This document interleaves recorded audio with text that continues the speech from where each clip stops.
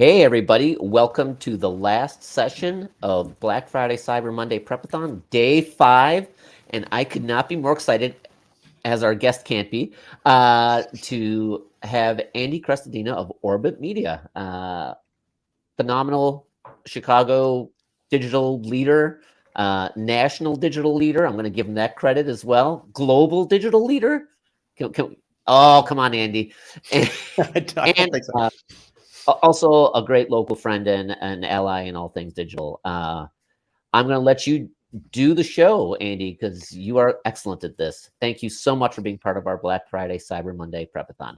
It is my pleasure. I've been looking forward to this. Let me start by just sharing my screen, and if everything blows up, Robert, tell me if this isn't working. I'm going to assume that we're live. We made it. Here we are at the end. Tons of learnings. I'm hoping to put a bow on this and kind of wrap it all up in a way that really focuses on some bottom line metrics, specifically conversion optimization. I'm one of the co-founders of Orbit Media, which is a web development company. This is year 22. So I've been part of, and we do something like 50 sites a year. So I've been part of the planning process for a ridiculous number of websites. It's 1,000 plus, lots. This says 500 plus. This is one of those numbers that it sounds less credible if it gets too big. Like it just sounds weird to say. It's easily 500. I work on several accounts per day. I'm in and out of analytics accounts every day, constantly having conversations with clients. I've spent just tons of times like planning, building, measuring sites. We're a team of 50. And so I'm happy to share some thoughts. Big picture. The goal of digital marketing is to take a visitor from a traffic source to the thank you page. I can put all of digital marketing on one slide. It looks like this, because really the goal is to get them to the thank you page, right? The right offer at the right time. I'll be talking about Black Friday, Cyber Monday.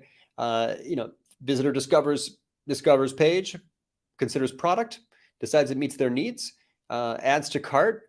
All questions are answered. They have clarity. They click to convert, and they take action, and then land at a thank you page. Right? That's the ultimate goal. That's how success is defined for Google Analytics, generally speaking. So whatever that goal is, whether it's a lead, number of qualified visitors, percentage who fill out a contact form, or a customer, number of qualified visitors, percentage who complete checkout process. These are basically the two most important numbers in digital: traffic and conversion rate. There's so much discussion about traffic. So much. I go to conferences a lot, in-person live conferences, believe it or not. I've been to several in the last few weeks. Just got back from Boston, got back from Cleveland, had our own event here. And there's just people all the time talking about paid social and reels, people talking about search optimization and email open rates and subject lines. Great. Love that. Love traffic. Love it. But all the traffic in the world doesn't help you if your conversion rate is 0.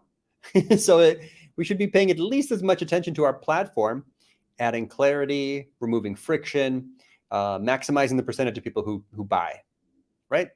Anything times 0 is 0. So this little chart doesn't work out well for you if you have no visitors and a high conversion rate, or lots of visitors and a low conversion rate, right? We should be dual threat marketers. We should focus on both parts of the equation, right? Because anything times 0 is 0. So I work hard myself to be equal parts cheese and mousetrap. We're going to talk about the mousetrap today mostly, but hopefully we're all attracting some qualified visitors, and you got lots of content about that already here at this event. But yes, the dual threat marketer, the marketer who thinks about both sides, the marketer that approaches digital marketing and analytics accounts without a bias, step back, look at an account, and conclude, the biggest opportunity here is search. The biggest opportunity on this account is conversion. Give me 5 minutes in anybody's analytics, and I can tell you right away which is the best, what is likely the next most profitable action. And for those of us that have been focused too much on the top of the funnel, I'm here to focus on the bottom. And I'm going to break it down page by page. You could think of different pages as having meeting different information needs, and therefore speaking to people at different stages of consideration or at different stages of the funnel. And so we're going to kind of walk through it through a series of pages. Each page, of course, is a different job to do. And we're going to be talking instead of here just about the service page, but about the PDP, the product detail page. Now, some of the best research and some of my better examples are really about lead generation. The psychology of a visitor is not so different, right? When it comes to taking action when it comes to user experience, right? It's the same person, right? It's not a different person, but I am going to use some examples here from lead gen because it's just some of the best research I've got. It's completely transferable though. So big picture, top of the funnel, right? Let's first understand that everything that everyone searches for is one of three types of intent: informational, transactional, or navigational. Some SEO software companies and some SEOs break down transactional into two different categories: commercial, investigation, and transaction. That's very similar in my book, so I like to just kind of combine those. We could say there are the three kinds of intent are know, do, and go, right? And this slide's interesting because it shows that research shows that 80% of the queries we all search for every day are actually information intent queries. So where do those fit? Here's a sample sitemap. Let's take this like maybe an e-commerce sitemap, and we've got a whole set of pages. And my point here is that different pages target different phrases, and the best in the business build sites that have many pages targeting different phrases. Classic example, e-commerce website. You've got a product category page for the product category. Is that page just a grid of products, or are you indicating relevance for the category by building a template such that you've got room to add keyword-focused copy? The page has no copy. If it's just a giant grid of paginated products, then it doesn't likely rank for much. So what we want to do is to have many pages targeting many phrases. This page about maps and charts would have a target key phrase and would indicate its relevance as such. It's going to talk about maps and charts. Target key phrase in this example might be nautical maps and charts. Think about it. A sensible way to build a sitemap is to first do your keyword research and then construct the information architecture so that it has different pages targeting different phrases. And I don't have a slide in this deck, but I used to say that traffic is like a boat and SEO is like a sail. There is every page has the chance to catch traffic like a sail catches wind. And there's no limit to the number of pages you can put on a website, as in there's no limit to the number of sails you can put on a boat. So these are all different types of pages. You can see all different types of intent. It's really the blog posts that rank for the information intent queries. Those are the pages that just answer people's questions. The DIY visitor, they want to solve their own problems. Very, very useful as to have a content program. It's really your only hope of growing a good email list, an engaged email list, and a good social following is to share your helpful, useful advice about how to, the product in context. But this is important to think of it this way because several things here.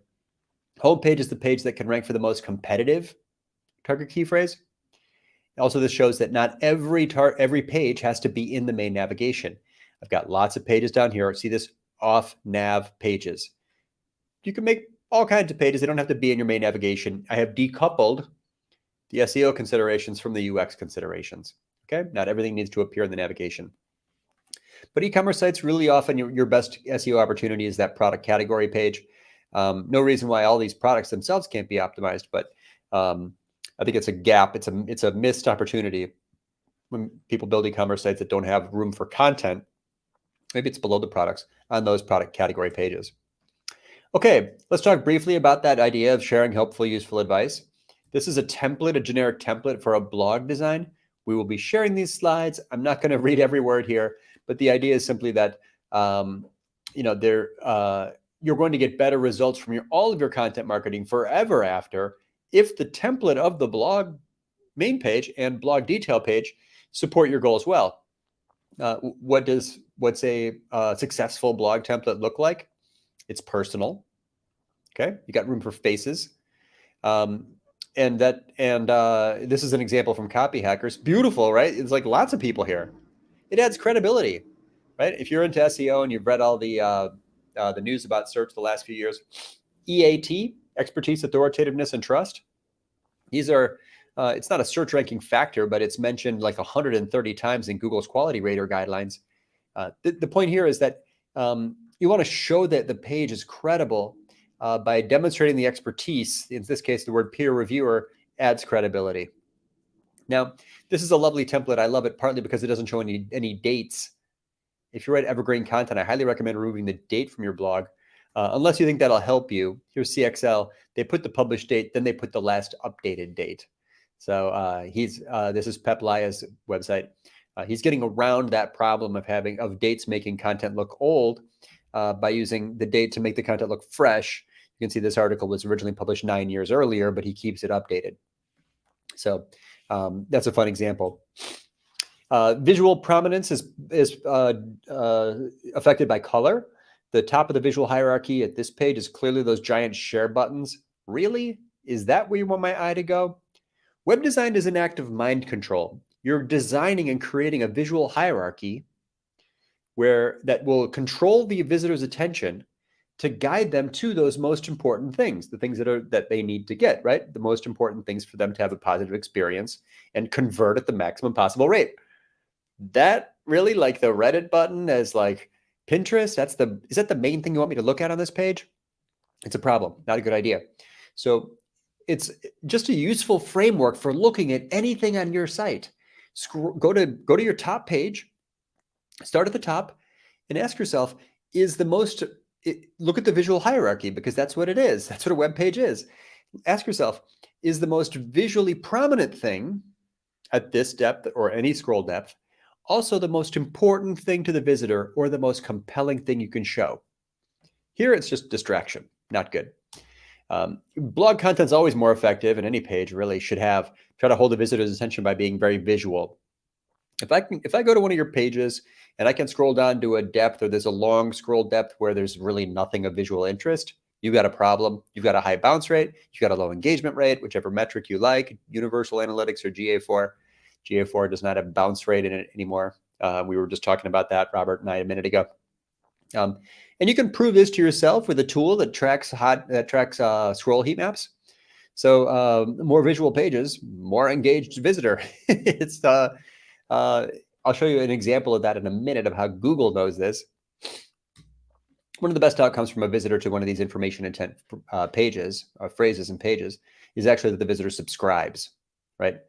Everyone who's going into Black Friday with an email list has a strong muscle to flex compared to all the other brands that waited too long or never did it or never published and never didn't have a good call to action to grow their list. I'm going to show you now the best trick I know for growing your email list. And it's not this. This is bad. This is over here. Look at the right. It says stay up to date, subscribe. Not going to help you much, right? You're not giving your visitor any reason to subscribe. That's weak. That is some weak sauce. What you should be doing is giving them a reason to take an action by repurposing what you've hopefully done already, your content strategy statement, your content mission statement. Here's how to write a content mission statement if you haven't done it yet. If you love marketing, you will love this process because it's fun. This shouldn't feel like work. I do this at bars with friends. I've hang out with a big group of marketers, and we have these conversations, and it's fun because it's empathetic, right? It's audience focused. It's user-centered. It's like user-centered design. Our content, every blog post, every article, every newsletter, every video, every social media post, every email you send is where who? Audience X finds what? Information Y. And why should they care? For benefit Z. That's it. Take that template, write that, and your content marketing will be forever more effective. Your content strategy will forever have a more solid foundation. We don't need to go into this in detail, but I want to. But to improve your conversion rates, and a visitor subscribing is a conversion. What's the definition of conversion? The visitor took a profitable action, almost always by touching their keyboard, in a way that changes their status, right? The noun you'd use to describe them is now changed. They were a visitor, now they're a customer for e-commerce. They were a visitor, now they're a subscriber for your content marketing. They were a visitor, now they're a lead for lead gen and contact form submissions. But this information Y is how we're going to convert them into an email subscriber. And that is almost always going to have one of these words. I teach classes on content marketing sometimes, and I give assignments to my students to write content mission statements for different brands. Very rare, I tell them, very rare for a content program a strategy, a mission statement, to not include some of these words. More than 75% of content marketing programs are based on the utility, the helpful stuff, tips, advice, insights, strategies, checklists. Nonprofits, they can do amazing work by telling stories. Anyone really, very helpful. People often want to know what you believe. Ideas and inspiration for certain brands you can imagine, right? Like, if you've got a creative audience and you're selling a product that supports their creative actions and activities, ideas and inspiration will make perfect sense, right? recipes for a cookingware website. And research and rumors, all very powerful format. News and trends, terrible idea. Don't even try it. How does a news media struggles to be profitable creating news? The cost is very high. You're not going to be a great, it's almost certainly true that you're going to struggle to be a relevant news source, a go-to news source. You could provide commentary talking about other news happening, but news is an inherent challenge in marketing, right? To actually be, even though everyone calls it a newsletter, publishing actual news makes it, it reduces your opportunities to rank in search. Those aren't keyword opportunities mostly, and very, very high budgets. Anyway, here's ours. I'm just going to give you a quick example. Our site, this is orbitmedia.com, is where digital marketers, find what? Practical advice about analytics, content marketing, web design. Why? To get better results from their websites. Okay, see that part there in the middle, information why? That's my call to action. That's why you should subscribe. That's the top of the blog. That's me signaling to the visitor why they're here, and if they want more, what they're going to get. Give people a reason. So I'm sorry if it's a bit late here for this to impact your results for this Black Friday, but Black Friday 2023 is going to be a much better day for you if you improve the calls to action to get your visitors to subscribe by being very specific about what they're going to get. Another way to say everything that I'm saying here is to specificity correlates with conversion. Specificity correlates with conversion. So look at everything on your site. Look at every header. Look at every navigation label. Look at every call to action and ask yourself, could that be more specific? Any chance you have to do that, you're likely going to increase the engagement on that element. And also join the 1,600 people who get bi-weekly web marketing tips. See that number there? You can do this without a number like 16,000, but that's evidence. This really, you're seeing three things here. It's very prominent, huge at the top of the blog. It's making a specific promise, telling you what you're going to get if you subscribe. And it's giving you reasons to believe, proof. There's proof, right? 16,000 people. Other people do it.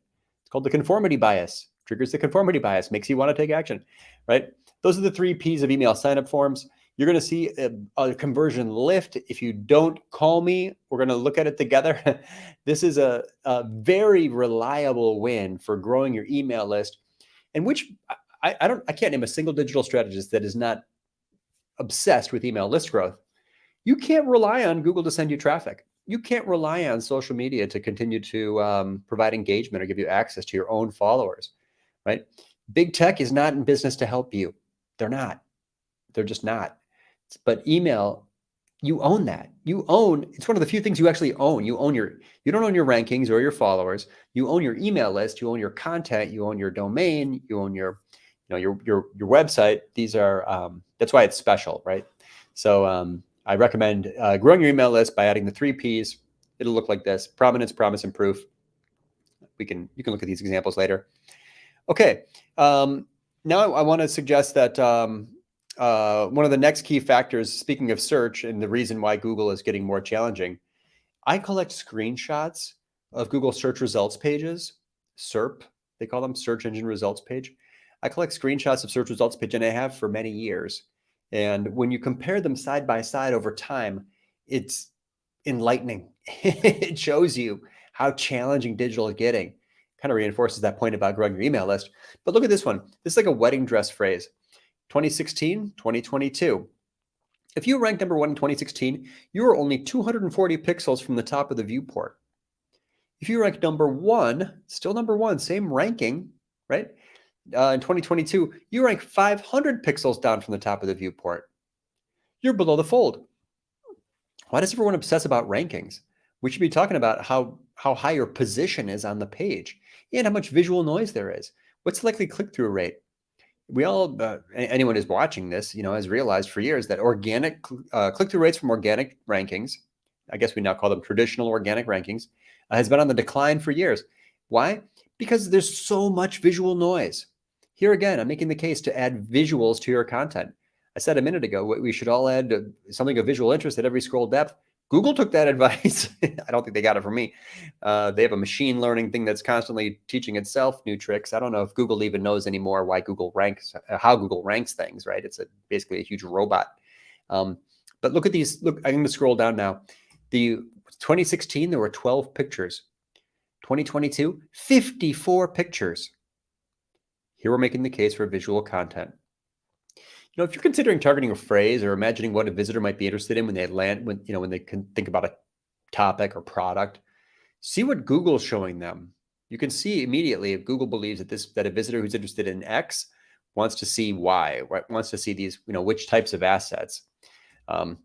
Also, I think it's worth mentioning there are phrases which we should not even worry about anymore because for our own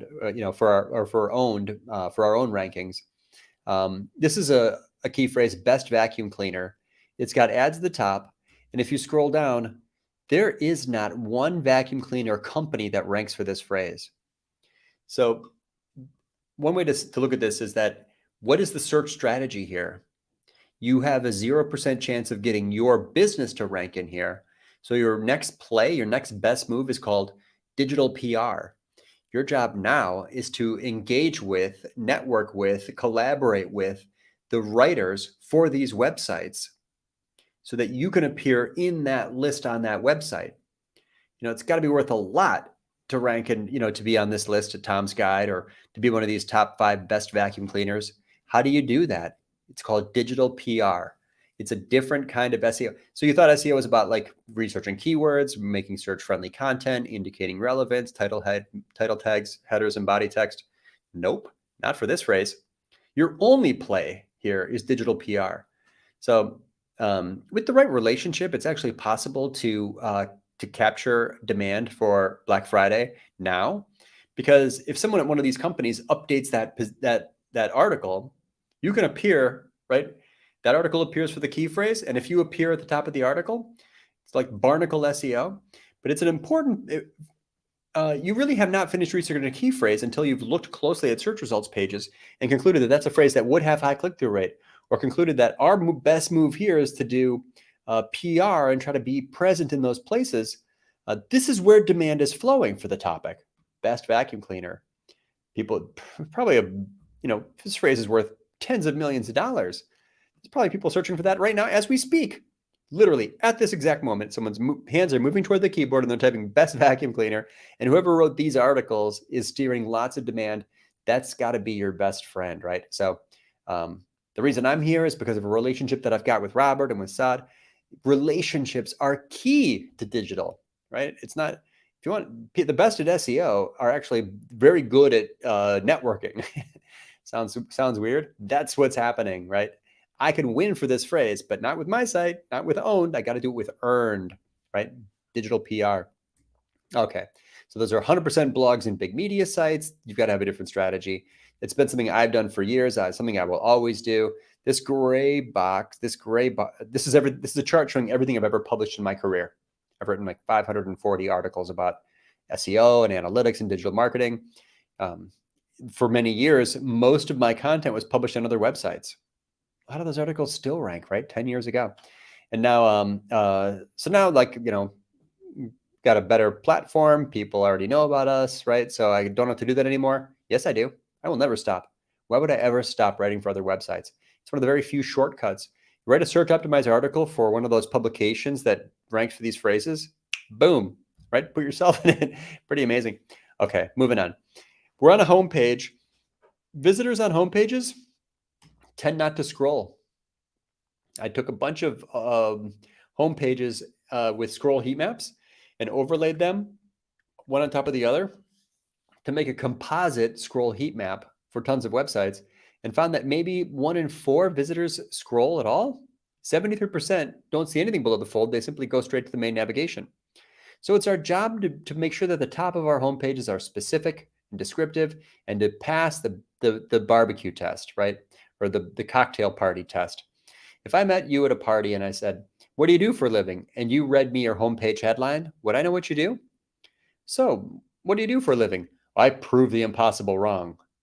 What? Wait, what? I can't tell what you do. I'm confused. I'm confused by what you do because you wrote a homepage headline that's not the least bit descriptive. You use some weird tagline. That's not how the internet works.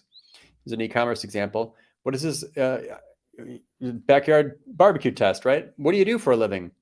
Artistic designer, free access. What? I can't tell.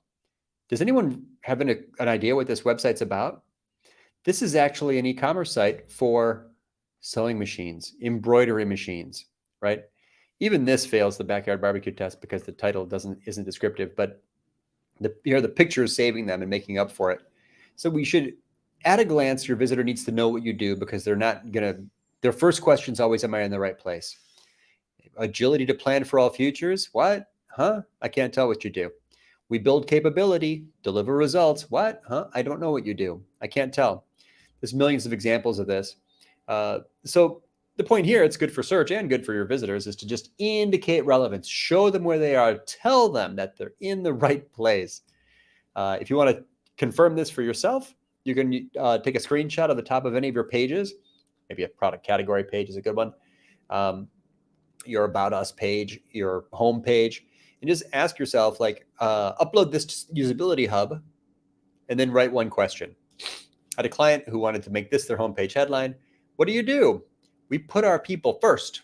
What? Huh? I can't tell what you do. So I uploaded that to Usability Hub, and asked one question: what does this company do? There's a ton of confusion. Let's try it again. What does this company do? Leadership coaching and training for mid-level managers. Upload that to Usability Hub. Total clarity, right? Big difference. Compare those two. The point here is that you all have opportunities to better indicate relevance by simply writing descriptive headers for every page. Good for search, good for visitors. You validate it yourself. You'll have a better meeting. Try Usability Hub. The responses usually come back quickly enough that I can set up a test at the beginning of a call and have the results by the end of the call. Literally, it's like 20 minutes later, I've got 40 responses, and I can show them.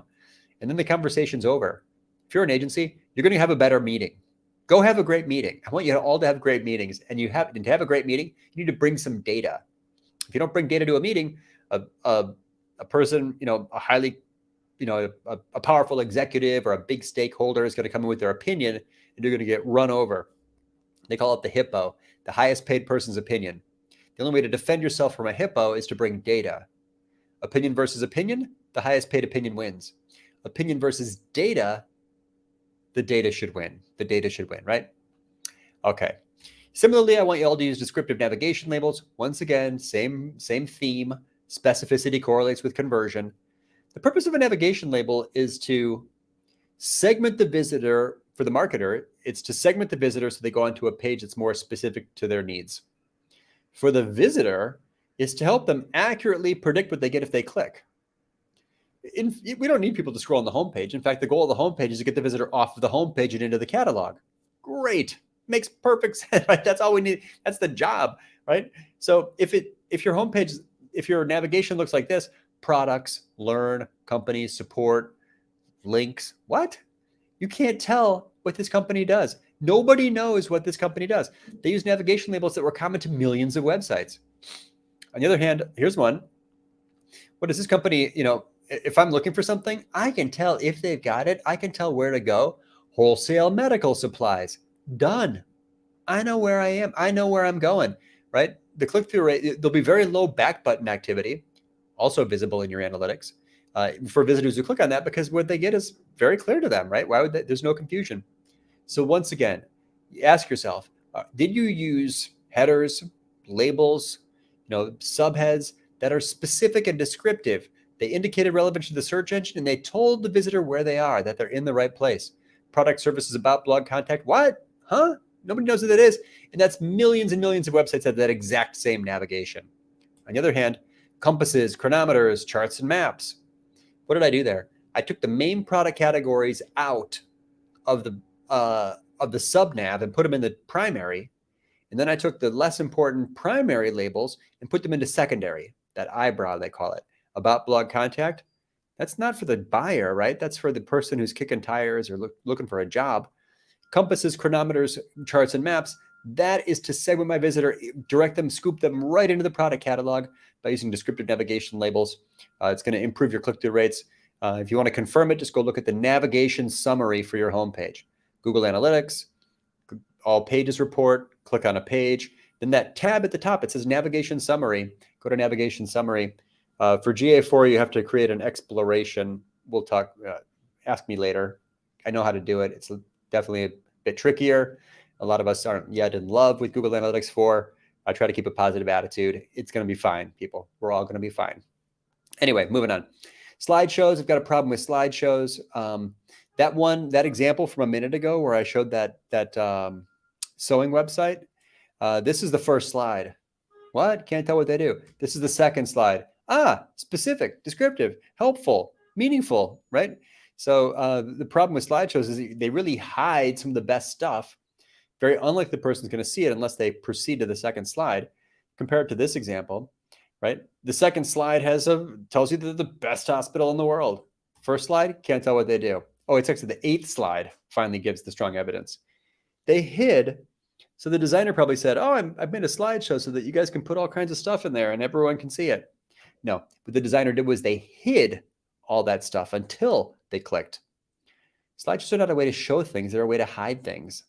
So why do so many people use them? Even though there is so much evidence piling up against them? Well, the main reason is that people are, it's a political problem, right? They solve a political problem. I want my pixels. Hey, where's my content? Yeah, slideshows were invented to keep people from stabbing each other in conference rooms. It sounds terrible. That's actually why, though. It's like people like them. It's like, oh, okay, no. HR, you're important too. We'll give you slide 4. What? That's not making choices. That's not what marketing is about. That's not, prioritizing your messaging for your visitor. Terrible. Okay. Again, if you want to see how people are using navigation, just go to the navigation, just go to the all pages report, click on a page, go to the navigation summary, and you're going to see the next page path in there. That's going to show you where people are going from where. Okay. Now I want to talk about why people do and don't convert on an e-commerce site, on a lead gen site, on any website. Some of the best research on this is done by Jacob Nielsen of nngroup.com, Nielsen Norman Group. He has long-term studies where in 2004 did some research to figure out why people fail in their visits on websites.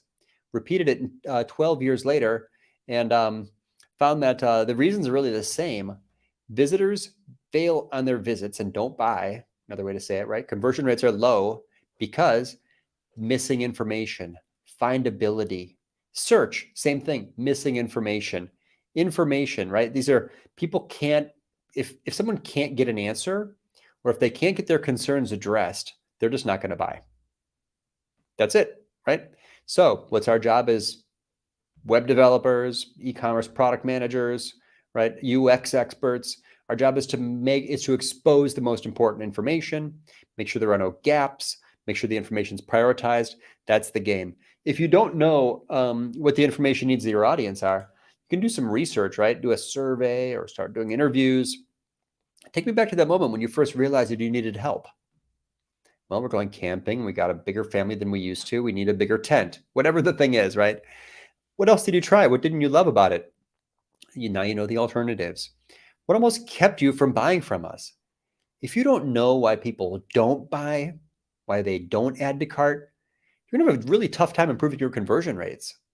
It's a key question. It might be the most important takeaway from this last half hour. Why wouldn't someone buy that? If once you know that, you are ready to go make it a better page. You are ready to improve your conversion rates, right? What was the biggest problem you're trying to solve? Can you give me an example of when this made a difference for you? If you could never, use our products again, what would you miss the most? If you were trying to recommend us to a friend, what would you tell them? If I do this research, I know exactly how to build a page. If I haven't done this research, I'm just guessing. I don't know how to make a page. I'll make this quite plain. You do not know how to build a web page until you have this information, because the page isn't for you. It's not what you want to say. It's what they need to hear. That's not just true online. That's true offline. That's the definition of communication. It's not what I say to you here. It's what you take from it. That's the part that was communicated, right? In conversion optimization, you take that research by talking to your customers, and then you use that to build the page. That's the priority of the message. On a product detail page, that's the order of the bullets. or on a lead gen site, that's the order of the page blocks, right? Can you give me an example? Testimonials, evidence, social proof, reviews. How do you get them? Through audience research. What's the biggest problem you're hoping to solve? You take their words and you use them as the language. You can't write copy as good as your audience. It's not possible. Only they can write copy that good. And when you include that in language there, it's going to, by using their words, it's going to be like disarmingly direct, right? You couldn't ever write things that way. What can you do now that you couldn't do before? Now you know what the meaning is for them, right? What's the problem being solved? What's the main thing that they're getting from it, right? What's the clear benefit? And then finally, you can use analogies, talk to your salespeople, see if they have any analogies that they use, the customer service team to find out what people are happy about. Use evidence and numbers. I used that earlier, numbers to get to big numbers. And then finally, address objections. It's like, why wouldn't people buy from us? Well, they're afraid they can't cancel. If we address that, we'll have a higher conversion rate. Put that right by the call to action and watch your click-through rates rise. Very, very powerful. Next, we also need to add evidence to support these things. It's sad to me. So many websites are just literally piles of unsupported marketing claims. This is an example. This is a real page. And I'm going to call them out. I don't know this company at all, but let's keep it real. I'm going to read you the text on the page. Spend less on healthcare. Our technology makes it easy. Exclusive features, GPS for your health. No more, feel great, spend less. That is an unsupported claim, an unsupported claim, an unsupported claim, an unsupported claim. Most sites are just terrible. It's actually, usually the support for your claims is the main way in which the page is differentiated, right? Everything that you write, anyone could write. Literally, a startup born yesterday could make those exact same claims frequently. But when you add evidence, testimonials, stories, awards, years in business, number of products, happy customers, bestseller, these are all ways to add evidence. And that evidence is frequently the only differentiation that you have on that page. And e-commerce, let's be honest, it's what your audience is trying to find. I always did an analysis of an Amazon page. Amazon's a weird company. We don't need to all compare ourselves to Amazon.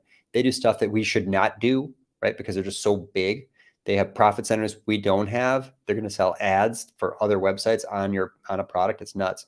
But if you look at the ratio of answers to evidence, and that is these are the elements of a high performing page, then you're going to find that actually like 50% of an Amazon page is evidence.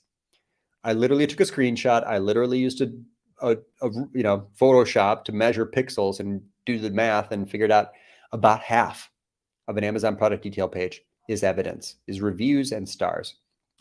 So that can sometimes be awards. Look at those treated over there on the right. That can be publications, other awards. It can sometimes be data. It can be trophies. Take a picture of it, make it visual. Number one in customer satisfaction. It can just be things like this, like number of installations or happy customers, or it could be testimonials, which is literally just more compelling than anything you could write. If you want to say, we're number one, when you say that, it's just bland. It doesn't trigger anything. It's just not even credible, right? Everyone says that. The visitor just kind of skips past that. But if you put quotes around it in a face, they're number one in my book. I've worked with many, and this is my favorite. Then it becomes evidence. Everything you say is social proof. Everything that they say is evidence. Okay, let's just break down a page. I'm going to show an example of an e-commerce site. This product detail, this is a product category page. It's a site we built. They make rice cookers. Before we get into the product detail page itself, how do people discover this product? Well, it ranks well for rice cookers. So that's step one, right? Many pages targeting many phrases we discussed. But then also look at the product categories. See these faceted, it's like sometimes called faceted search. Those dropdowns will bring you to a product.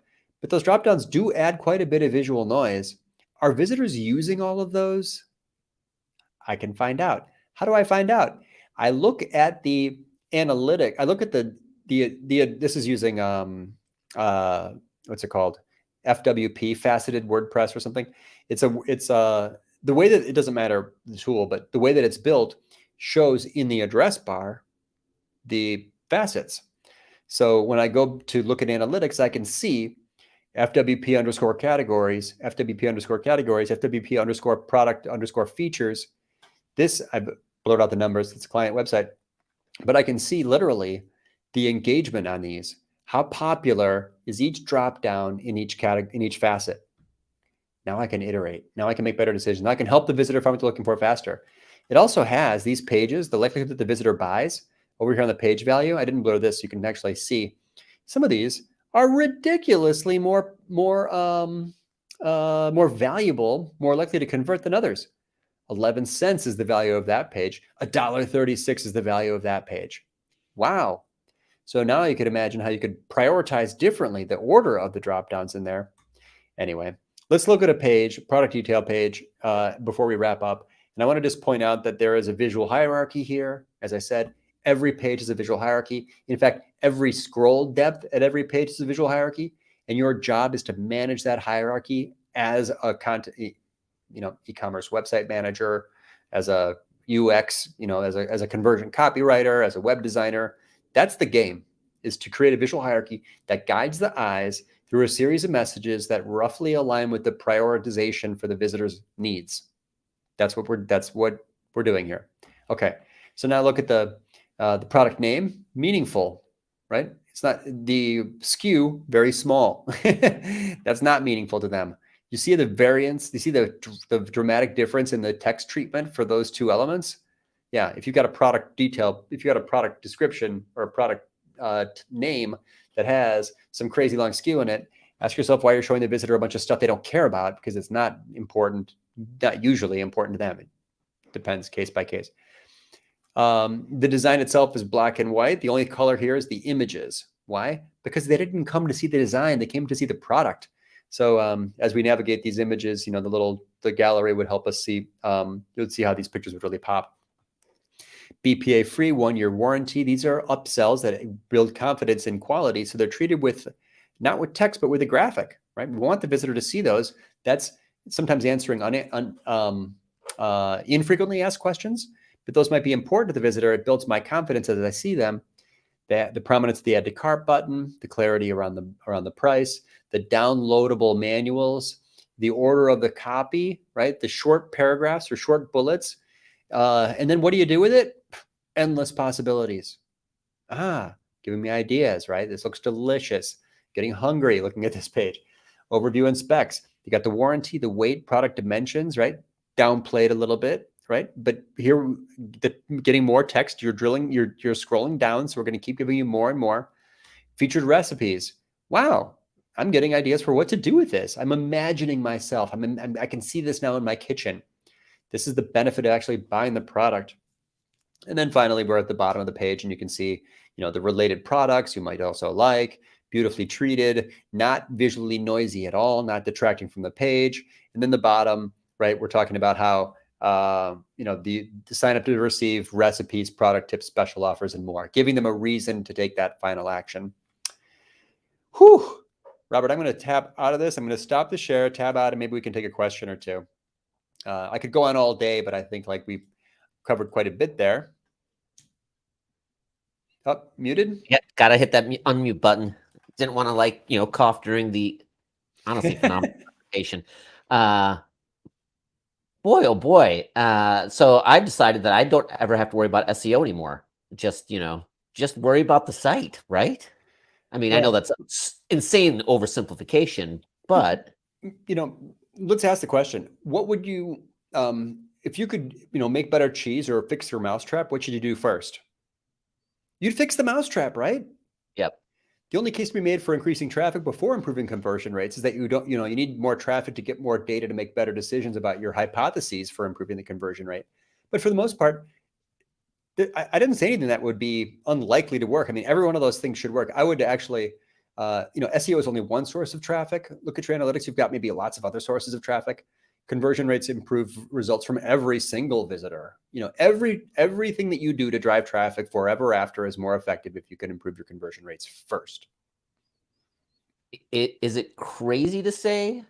I'm gonna go all the way to the extreme again. Is SEO dead? It's not. It's a really, really powerful source of traffic, and companies make huge amounts of money by being visible in search. It's not getting easier, but there are still lots of phrases, lots of things that people need to go to the internet for, right? No one knows. No one's got a go-to supplier for like, fireplace repair. I don't know. There's millions of topics where you just have you go to search first because no one has a referral for you. But that said, yeah, there's look closely at search results pages before you choose a target key phrase because there's a lot of visual noise now, and we should carefully choose phrases for which there will actually be a decent organic click-through rate. That one right at the start was image of before and after on Google, and where does the number one spot appear is insanely compelling. Yeah, I mean, you're off the fold, so we were always trying to get can we get in the top 10 because that's going to be above the fold. That top 10 doesn't even exist, until you start swiping, scrolling, whatnot. Yeah, I would say though that depending on the phrase, like we used to rank number one for like Chicago web design for many years, and then suddenly something changed in Google and we dropped down to like number 7. But our traffic, it depends on the phrase, right? Our traffic didn't change that much because that's such a high consideration keyword. You're not going to just click on the first web design company and then hire them. So for the high consideration decisions, for the bigger ticket items, for the things where maybe you and your spouse are together deciding what to get for Christmas, or holidays. You want to, that person with strong intent will sometimes do quite a bit of investigation, and ranking a little bit lower doesn't necessarily impact click-through rates as much as you might think. At least that's been my experience. Tangentially, is it better to do pay-per-click then instead of spending all that money on SEO? If you're going to get into No, I mean, it's not an either or. You should still make search optimized pages and target phrases for which, yes, you have a chance of ranking. And yes, there seems to be like a decent click-through rate. If you do pay-per-click, it would be supplemental to that. I would still always make a target key phrase. I mean, a target, a page, a search relevant page first. I think that there are phrases where if you want to do it similar to my example about digital PR only type key phrases, there are phrases where you might get better results faster, but advertising, man, you turn it off, it's gone forever, right? It just disappears. Content marketing, advertising is temporary. Content marketing is forever. I've got pages that have ranked for like 10 straight years and have attracted hundreds of thousands of visitors over that time. So I don't think that it's an either or question, and I would never miss the chance to indicate relevance. Why would you? That's a great point. I love content. To your exact point, you own that content too, and then of course, if you do your conversions correctly, you own those conversions. That's right. Brilliant. I'm going to wrap up with the one big question. Final words on BFCMPrepathon and the experience here, year 2 of the BFCM. I think it's a great opportunity. Your timing is right. I mean, the targeting for this is brilliant, and the attendees should be highly appreciative because you're doing something important in a timely way. I just love the idea of there being an event focused on this specific thing. It's great. But what I think is important for everyone to take away here is that this is we are focused on our audience, and the extent to which we can be almost like pathologically empathetic to their needs is the extent to which you're going to win with those, Cyber Monday, donation outreach emails, or your Black Friday, email subject lines, all those things that we do. It's really the answer to almost every question in marketing, it seems to me, it lies in the hearts and minds of our audience. So keep coming back to them and you're going to win. And I appreciate the focus you guys have put on that here at the summit.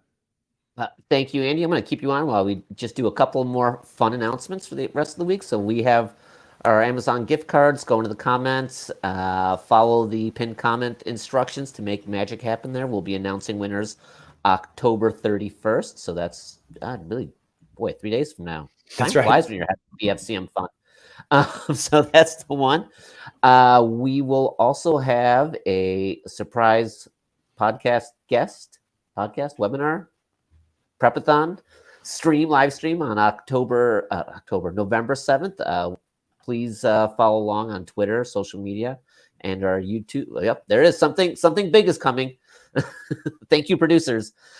And Yeah, really, this has been a great opportunity to have you on the discussion today, Andy. Again, we've known each other for a long time, but you bring so much to this conversation specifically, and a lot of this stuff is actionable today. I mean, changing some of the homepage, secondary landing page information you can do today, and Costs nothing. just make that experience better for your users to convert quicker or convert in general. My pleasure, Robert. Let's get together soon. Thank you so much. Another great BFCM comes to a close. Have a great one all. Thank Happy you very marketing. Bye-bye. much. Bye.